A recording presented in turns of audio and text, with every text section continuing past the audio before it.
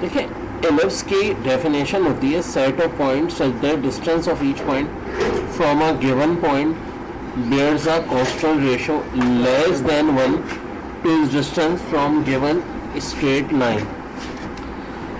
Basically कहा जाता है कि locus of moving point which moves such that ratio of its distance from a fix point two it's distance from fix straight line is constant less than 1 is called an ellipse. The fixed point is called focus and the fixed straight line is called directrix, while constant ratio is called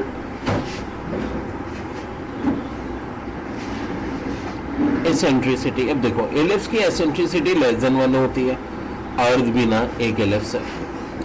अब ये major axis along x axis में e greater than B होता है, और इस ए और B और eccentricity के कन्वर्जन का फार्मूला होता है b square equal to a square 1 minus e square. ये माइनस ए कॉमा 0 और ए कॉमा 0 ये वर्टिसेस के पॉइंट हो गए, 0 कॉमा माइनस बी और 0 कॉमा बी माइनर के हो गए. और देखो ए या सी ए की बात होती है, ए कॉमा 0 या माइनस ए ई कॉमा 0 ये हो जाएंगे आपके फोकस के, और ये आपकी हो गई लेंथ लेटेस्ट रेक्टम की. अब कुछ बेसिक डेफिनेशन की बात करें, फोकाई का हम क्या कहते हैं, for an ellipse there are 2 foci, ठीक है जी.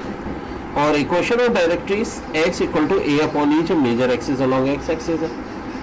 माइनर एक्सिस की बात अगर करें, देखो हम major axis along x axis की बात कर रहे हैं, तो दो बातें, एक तो इससे मेजर एक्सिस होगा जो कि हम कहते हैं कि मीट्स करता है पॉइंट ए कॉमा 0 या माइनस ए कॉमा 0 को, और एक माइनर एक्सिस होगा जो 0 कॉमा बी और 0 कॉमा माइनस बी को करता है.